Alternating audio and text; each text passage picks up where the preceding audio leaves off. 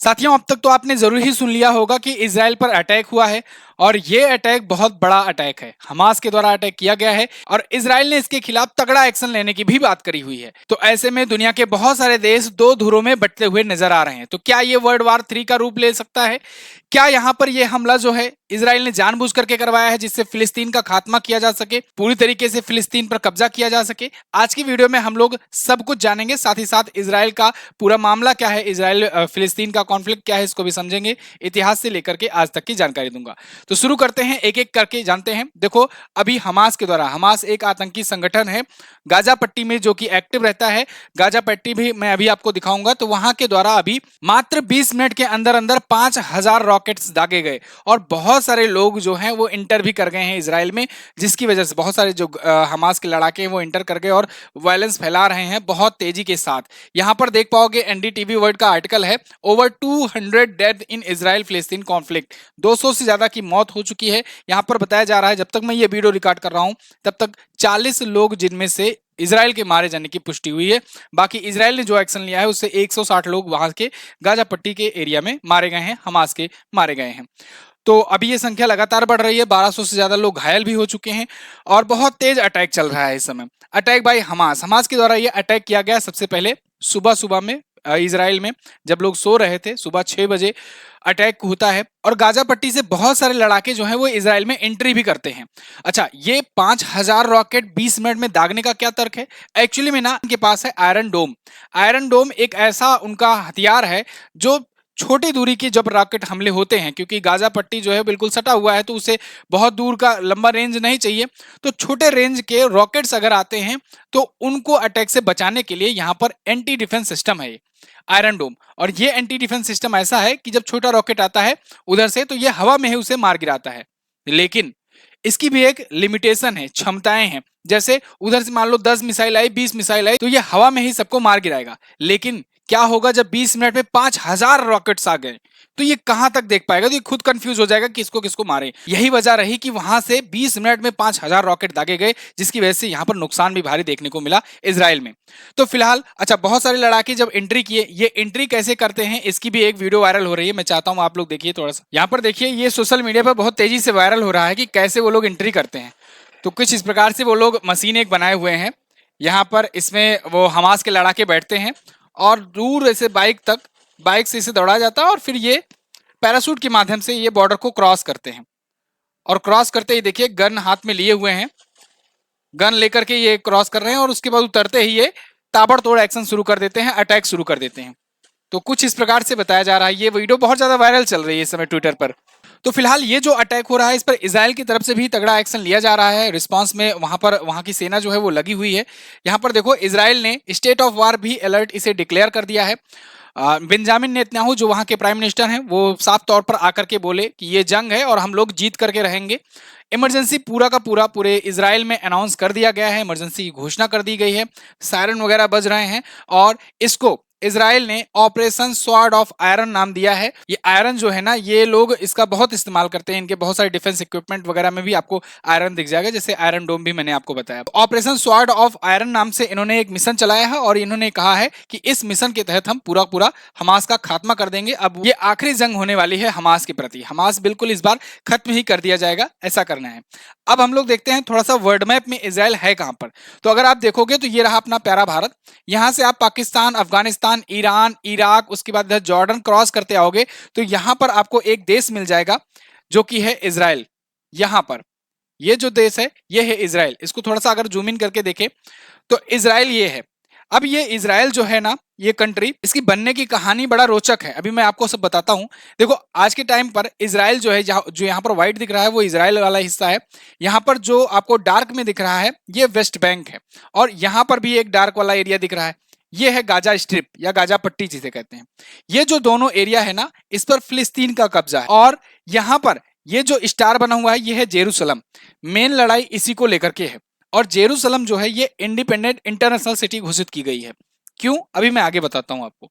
तो बाकी वाला जो एरिया है ये इजराइल का है, लेकिन इजराइल ऐसे ही नहीं बन गया है। इजराइल के बनने की कहानी बड़ी रोचक है। आप देखेंगे अगर तो शुरुआत में 1917 की अगर बात करें तो 1917 में इजराइल का जो हिस्सा है ना, आप देख करके हैरान रह जाओगे, ये इतना यहाँ पर इतना जो ब्लू ब्लू कलर का हल्का हल्का दिख रहा है, इतना ही था इजराइल, बिल्कुल ना के बराबर। और ये जो ग्रीन कलर का दिख रहा था, ये है फिलिस्तीन। इसके बाद 1948 में कुछ ऐसी स्थिति आ जाती है कि यहाँ पर फिलिस्तीन केवल इतना बचता है और यहाँ पर ये गाजा स्ट्रिप बचती है, बाकी पर इजराइल का कब्जा हो जाता है, ज्यूज का कब्जा हो जाता है। 1967 आते आते यहाँ पर भी ये एरिया भी ये लोग ऑक्यूपाई कर लेते हैं, लेकिन मामला यूएन में वगैरह में जाता है। आगे चल करके यूएन के द्वारा, चूंकि 1948 में यहाँ पर जब देश घोषित हो गया, इजराइल एक देश के रूप में मान्यता मिल गई, तो उसके बाद यहाँ पर बहुत सारी चीजें होने लगी, यूएन यूएन भी बीच में हस्तक्षेप करने लगा। तो उसके बाद यूएन के बाद 1973 वाला मामला आता है। 1973 में अरब कंट्रीज ने जंग छेड़ दिया था इजराइल के खिलाफ, अभी उस पर भी हम लोग आगे बात करेंगे। 1995 में स्थिति ऐसी आती है कि यहाँ पर देखो मात्र बहुत ही कम एरिया में, बहुत हल्का हल्का एरिया रह जाता है फिलिस्तीन का, और इसको भी देखो यहाँ पर दो पार्ट में यहाँ पर भी लगभग लगभग ये डिवाइडेशन हो गया 2020 तक आते आते। डोनाल्ड ट्रंप ने धीरे धीरे मान्यता देना भी शुरू कर दिया, बहुत सारी चीजें, जेरूसलम को राजधानी भी घोषित करवा दिया गया इजराइल का ऑफिशियल। तो ये सारी चीजें हुई। तो इस प्रकार से आज के टाइम पर इजराइल जो ये बना हुआ है ना, शुरुआत में यहाँ पर एग्जिस्ट ही नहीं करता था, बहुत ही कम मात्रा में हुआ करता था। लेकिन श्रेय जाता है सबसे ज्यादा चाइम वाइजमैन को। चाइम वाइजमैन जो है था, ये एक बिजनेसमैन टाइप का था, और शुरुआत में तो ये एक प्रकार का केमिस्ट था। फिर उसके बाद फिर ये ब्रिटेन में था, ब्रिटेन का बहुत ही मशहूर केमिस्ट था।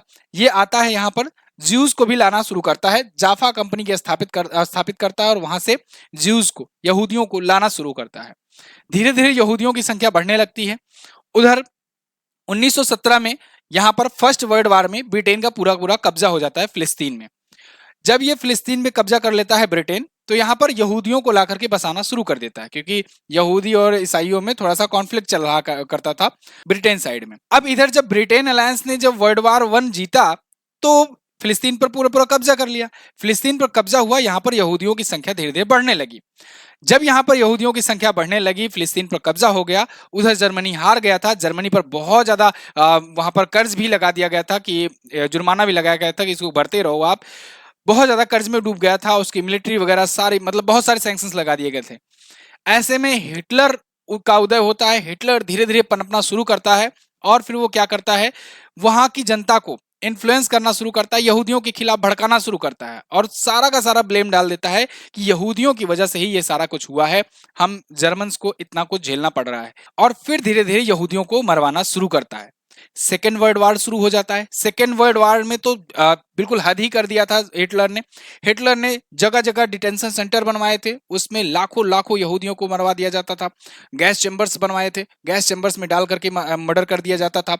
बहुत ज्यादा मतलब नरसंहार हुआ, बहुत बड़ा नरसंहार था, और आज भी इससे बड़ा नरसंहार कोई नहीं देखा हुआ है। ये सारी चीजें चल रही थी वर्ल्ड वार 2 में, यानी कि 1939 से लेकर 1945 तक ये सब कुछ होता है।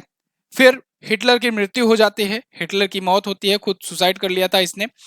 उसके बाद जब वर्ल्ड वार 2 खत्म होता है, तो 1948 में ब्रिटेन इसको भी छोड़ करके, मतलब इजराइल पर कब्जा था तो उसको भी छोड़ करके ये लोग वापस चले जाते हैं, जैसे ठीक 1947 में इंडिया को छोड़कर गए थे। तो यहाँ पर भी ज्यूज का लेकिन उनको सपोर्ट रहता था। ब्रिटेन वाले जो है वो पूरा पूरा सपोर्ट करते थे इजराइल का, और आज भी करते हैं। तो यहाँ पर 1948 में इजराइल नाम से एक अलग से देश का गठन होता है, इसको देश के रूप में मान्यता मिल जाती है। State of Israel is born. 1948 में एक नया देश बनता है इजराइल। तो जो मैंने आपको दिखाया कि इजराइल वाला जो स्थिति है वो 1948 में ये वाली आ चुकी थी, यहां से इस वाली स्थिति पर आ गए थे, इतना ज्यादा यहां पर लाया गया लोगों को। अच्छा, इजराइल नया देश बन गया, यहां पर ज्यादा जनसंख्या हो गई, लेकिन ये जो छुटपुट घटनाएं हैं ये होना बंद नहीं हुई। क्यों? कारण ये था कि यहाँ पर जो फिलिस्तीन है वो 2 भागों में विभाजित हो चुका था, कुछ इधर था और कुछ हिस्सा इधर था। एक्चुअली में इनकी लड़ाई का जो मेन रीजन है, मेन कारण है, वो है ये मस्जिद, अल अक्सा मस्जिद। ये मस्जिद बहुत ज्यादा पवित्र मानी जाती है, और यहाँ पर इस मस्जिद पर आज भी कुछ पार्ट पर, कुछ हिस्सों पर फिलिस्तीनियों का कब्जा है, और मैक्सिमम हिस्सों पर इजराइल का हिस्सा है। इसमें भी बहुत सारी घटनाएं देखने को मिलती हैं, और आज भी और अभी भी यहाँ पर हो रही हैं घटनाएं। तो इस मस्जिद को लेकर के विवाद हुआ है कि ये यरूशलेम में है। यरूशलेम में एक्चुअली में यरूशलेम को ये लोग इजराइल वाले अपनी राजधानी मानते हैं, फिलिस्तीन वाले अपनी राजधानी मानते थे। और यरूशलेम एक ऐसा पवित्र स्थल है जो 3 धर्मों में तीन धर्मों में पवित्र स्थल माना जाता है। ऐसा कहा जाता है कि जो गॉड हैं, ईश्वर हैं, उन्होंने इब्राहिम को यहाँ की जमीन सौंपी थी, उनको और उनके वंशजों को।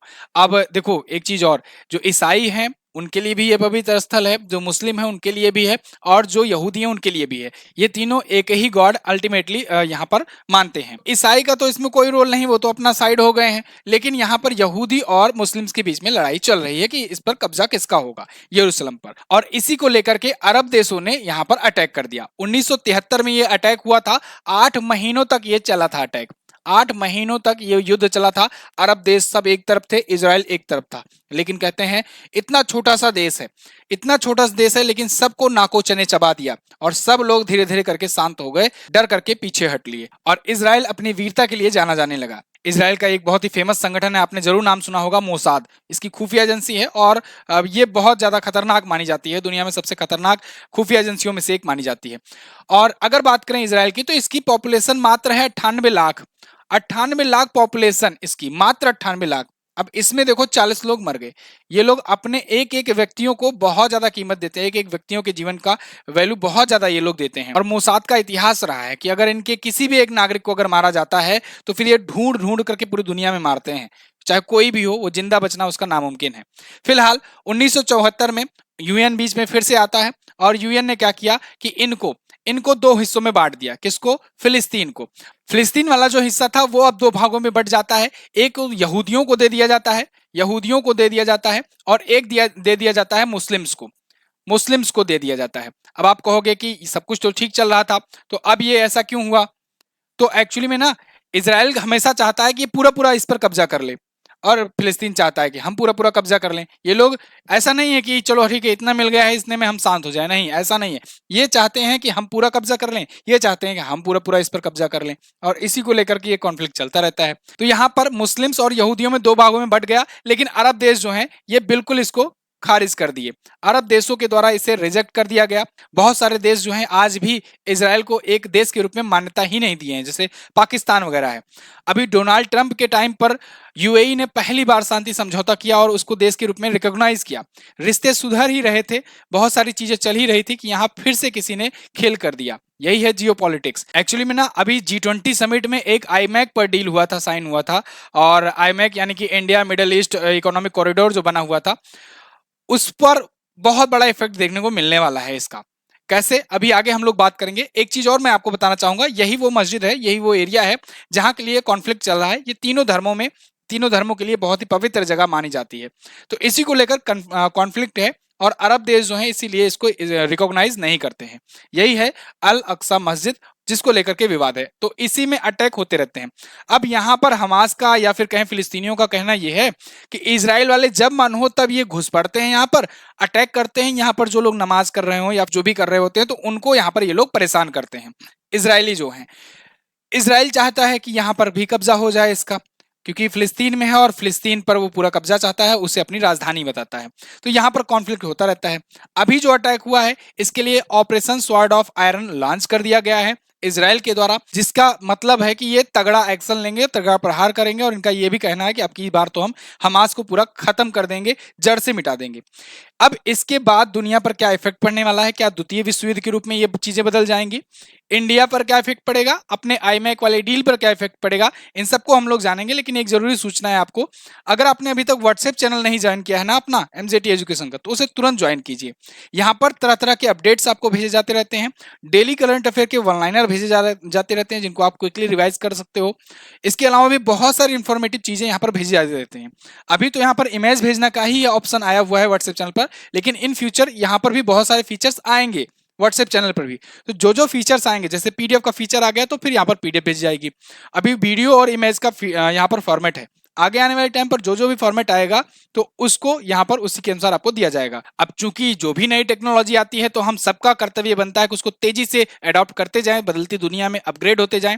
इसीलिए यहाँ पर व्हाट्सएप चैनल बना दिया गया है। आप लोग ज्वाइन करना चाहते हैं तो यहाँ पर जाकर जुड़ जाइए। आगे बात करते हैं, पीएम मोदी जी ने यहाँ पर इजरायलियों का साथ दिया है। जब जैसे ही सुनाई पड़ा कि सुबह में अटैक हुआ, अचानक से घुसपैठी घुस आए और उसके बाद फिर उन्होंने अटैक कर दिया इजराइल पर, तो पीएम मोदी जी ने यहाँ पर ट्वीट करके कहा, deeply shocked by the news of terrorist attack in Israel, our thought and prayers are with the innocent victims and their families, we stand in solidarity with Israel at this difficult hour. यानी कि इस मुश्किल घड़ी में हम Israel के साथ खड़े हुए हैं। इसके अलावा साथ ही साथ इंडिया ने एडवाइजरी भी जारी कर दिया है, जो अपने लोग वहां पर हैं, बहुत सारे स्टूडेंट्स हैं, बहुत सारे लोग वहां पर काम भी करते हैं, जॉब वाले भी हैं, तो उनको उनके लिए भी एडवाइजरी जारी कर दिया गया है कि सेफ रहें, सुरक्षित रहें, जब निकलने का मौका मिले तो वहां से निकलने का भी प्रयास करें। India issue advisory for its national एमिड Israel Gaza conflict. तो इजराइल और गाजा के बीच में अभी कॉन्फ्लिक्ट चल रहा है। अब बात करते हैं आईमैक की कि आईमैक पर क्या इफेक्ट पड़ेगा। तो आपको अगर याद हो G20 में दोस्तों समिट में भारत ने होस्ट किया था G20 समिट, वहां पर आईमैक पर एक समझौता हुआ था, बहुत बड़ी डील मानी जा रही थी। इसको ये माना जा रहा था कि समझ लो एक प्रकार से चाइना की मोनोपोली विश्व भर में खत्म होने की यहाँ पर ये स्टेप चला था इंडिया ने, और बहुत ही जबरदस्त था। आईमैक डील क्या थी कि एक्चुअली में इंडिया का मुंबई जो शहर है, मुंबई से लेकर के यूएई को होकर के यहाँ पर सऊदी अरब, उसके बाद इजराइल से यहाँ पर यूरोप, इनको कनेक्ट करने वाला एक कॉरिडोर बनाया जा रहा था। इस कॉरिडोर के माध्यम से ही आगे व्यापार होता। ये इंडिया को मिडिल ईस्ट से और यूरोप से कनेक्ट करता, इसीलिए इसे आईमैक कहा गया, India middle east Europe corridor कहा गया। तो इकोनॉमिक कॉरिडोर था ये, लेकिन चूंकि अरब देश है सऊदी अरब, और अभी ये कॉन्फ्लिक्ट हो गया है, इजराइल ने अटैक करने की बात कर दी है कि पूरी तरीके से हम हमास को खत्म कर देंगे। अब अगर हमास को खत्म करेगा, अगर फिलिस्तीन पर पूरा पूरा कब्जा करेगा इजराइल, तो यहां पर सऊदी अरब फिर से खफा हो जाएगा। सऊदी अरब अगर खफा हो गया तो यानी कि ये वाला कॉरिडोर जो है फंस जाएगा मामला। क्यों? क्योंकि सऊदी अरब के बाद जस्ट ये हाइफा बंदरगाह को कनेक्ट करता है, हाइफा बंदरगाह जो है ये इजराइल में है। तो यहां से ये डील में बहुत ज्यादा इफेक्ट देखने को मिल सकता है। ये हो सकता है कि यहां से ये आगे डील ना करे, क्योंकि अगर ये डील करता है तो बाकी जो देश हैं जैसे इजिप्ट है और बाकी जो देश हैं, ये इस पर दबाव बनाएंगे सऊदी अरेबिया पर कि ये क्या कर रहे हो भाई, ये क्या कर रहे हो आप। फिर वही बात होगी जैसे कि यूक्रेनियंस इंडियन को कहते हैं कि हम लोग के खून से आप लोग के यहाँ गाड़ियां चल रही हैं, मतलब कि आप लोग जो है पैसा देते हो रूस को, रूस से तेल खरीदते हो, फिर रूस उन्हीं पैसों का यूज करके हमारे यूक्रेनियन को मारता है। तो ये यूक्रेनियन कहते हैं। ऐसे ही मान लो ये लोग भी कहने लगे कि आप जो है इससे इकोनॉमिक कॉरिडोर किए हुए हो, इससे ये कमा रहा है इजराइल, इजराइल मजबूत हो रहा है, और उसके बाद वहां पर हम मुस्लिमों को मार रहा है। तो ये जो है डील, इस पर इफेक्ट देखने को मिल सकता है अगर मान लो ऐसा कुछ हुआ तो। फिलहाल अब इनकी उनकी डील होगी, अगर सब कुछ ठीक रहता है तो कुछ हो सकता है जियोपॉलिटिक्स है भाई, हो सकता है समझौता भी हो जाए, क्योंकि एक पुरानी कहावत है, उगते सूर्य को ही सब सलाम करते हैं। ऐसे में बहुत सारे देश जो हैं वो इजराइल की तरफ भी आने का प्रयास करेंगे। हालांकि कुछ देश हैं जो खुला जो है वो विरोध दर्ज कर रहे हैं, जैसे तुर्की हो गया, मिस्र भी हो गया, ये सभी खुला विरोध दर्ज कर रहे हैं इजराइल का कि अगर ऐसा सिचुएशन आता है तो हम गाजा पट्टी का और फिलिस्तीन का साथ देंगे, हमास का साथ देंगे। इस पर आपकी क्या राय है आप जरूर कमेंट करके हमें बताइएगा, और आगे का जो भी अपडेट्स आता है मैं आपको वीडियो बना करके जरूर बताने का प्रयास करूंगा। MJT ऐप आप इंस्टॉल कीजिए। अगर आप किसी भी गवर्नमेंट एग्जाम की तैयारी करते हो तो MJT ऐप पर आपको बहुत सारे कंटेंट मिल जाएंगे, बहुत सारी चीजें यहाँ पर फ्री में भी अवेलेबल हैं, free PDF, free videos, free quizzes, free study materials वगैरह। अगर आप हमारे पेड कंटेंट भी लेना चाहते हैं तो वो भी यहाँ पर पेड कोर्सेज भी अवेलेबल हैं, और हमारी पेड ई बुक्स भी अवेलेबल हैं। आप MJT app Google play store से डाउनलोड कर सकते हो। चलिए बहुत बहुत धन्यवाद यहाँ तक वीडियो देखने के लिए। मिलेंगे अगली क्लास में, तब तक के लिए नमस्कार, जय हिंद, वंदे मातरम।